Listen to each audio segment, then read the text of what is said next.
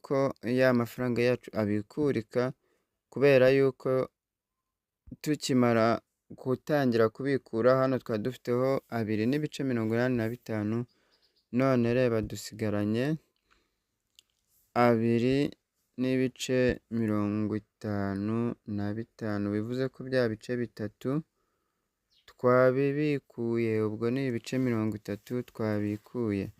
Bakunzi ba Ildefonse Official, ya channel yanyu ibagezaho utuntu twiza tw'ubwenge mu ikoranabuhanga ndetse n'uburyo dukorera amafaranga online.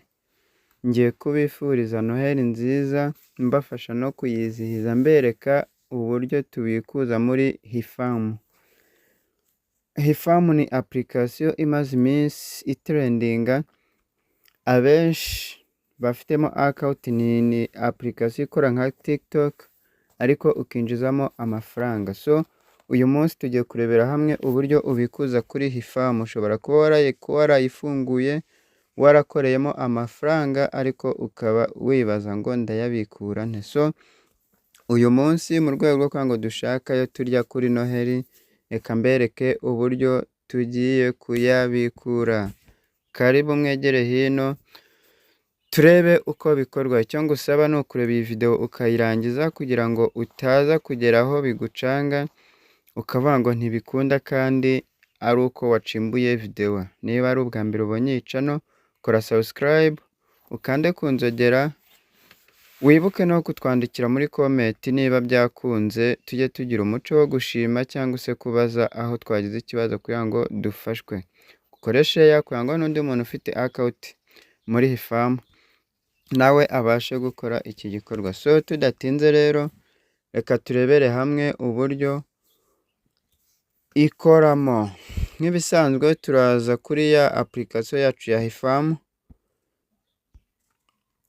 muri telefone yacu. Dore ngiyi Hifamu yacu, ngira ngo murayireba ngiyi. So numara kuyizaho uyikoreho. Nk'uko nabibabwiye, ni application ikora nka TikTok ariko ukoreraho n'amafaranga. Nk'uko mubibona, murabona yuko ngewe maze kugiraho amadolari 2,85 mu minsi itageze kuri 20 maze mfunguye iyi account. Rero tujye tureka gupinga ibintu, nta gishoro bigusaba, ni ubuntu ndetse unacatinga n'inshuti zawe nk'uko bisanzwe.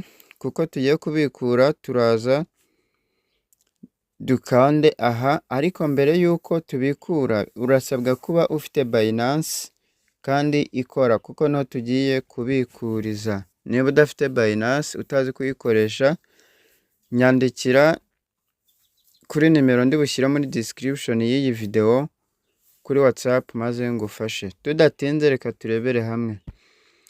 Turaza dukande hano kuri withdraw. Ahangaha hari umubare w'amafaranga, turaza dukoreho, dutegereze irodinge. Kubikura aya mafaranga tuba twakoreye abikurwa mu byiciro bitatu, kanabyo nze mbibasobanurire uburyo abikurwamo.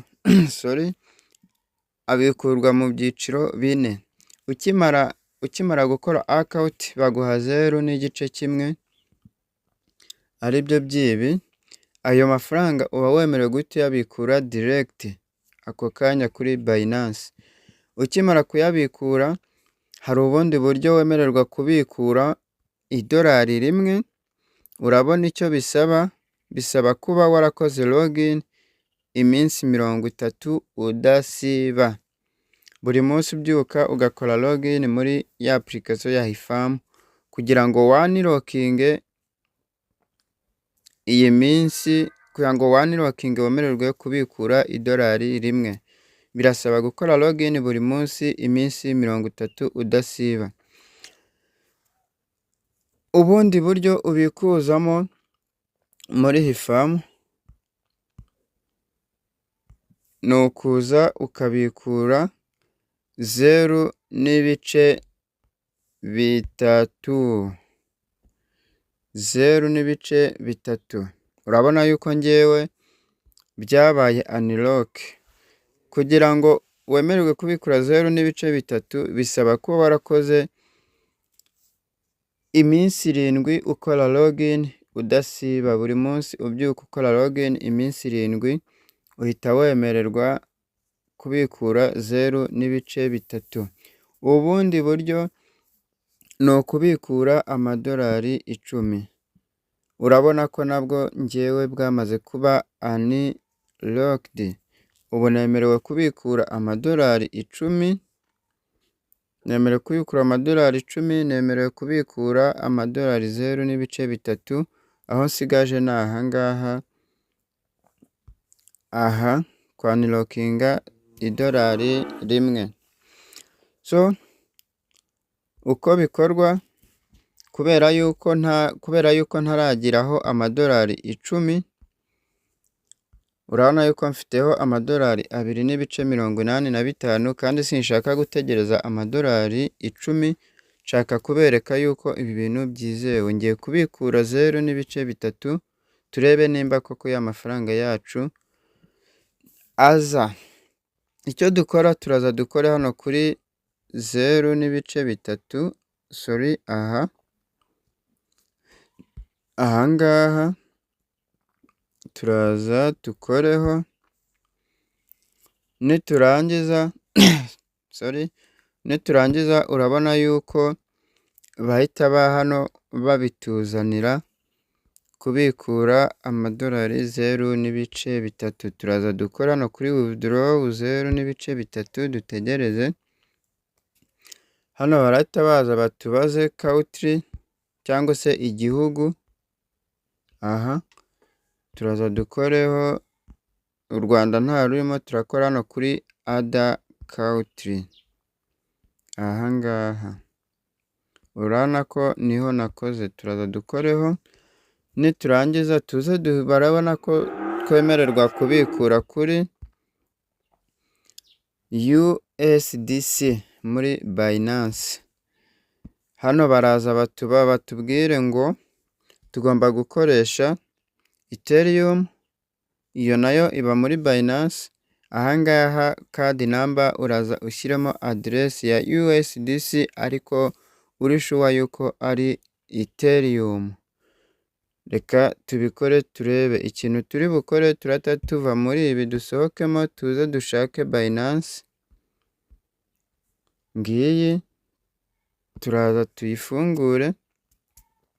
Nitumara kuyifungura turata tuza dukore hano kuri add fund, cyangwa se hari n'igihe wowe usanga handitse deposit. Turaza dukoreho. Duhite tuza dukore hano kuri on chain, deposit on chain dukoreho. Duhite tuza turebe ya coin tugiye gukoresha USDC. Turata tuza hano dukore search kugira ngo tuyibone byihuse kuko haba harimo amacano menshi. Turaza dushakemo USDC. Urayibona yuko ari ngiyi, tuyikoreho. Urebe neza niba ari Ethereum. Turahita tuza dukore hano kuri Ethereum. Dukoreho. Bahite baduha iyi address. Iyi address ngira ngo urayibona iyi address. Icyo dukora, turahita tuza dukora hano kuri copy. Aha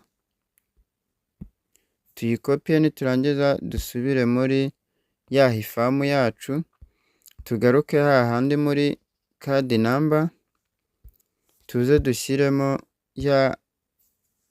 ya address yacu. Niturangiza tuze dukore hano kuri withdraw, confirm withdraw.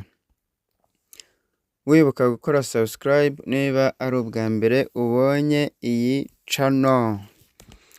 Turaza dukore confirm. Duhite twongera n'ahangaha tuze dukore confirm. hanyuma dutegereze. Dutegereze. Urabona yuko hano twari dufiteho 0 n'ibice, twari dufiteho amadolari 2.85, dusigajeho amadolari 2.55. Turategereza turebe yuko Binance iza kuduha message yuko amafaranga yacu yageze kuri Binance yacu.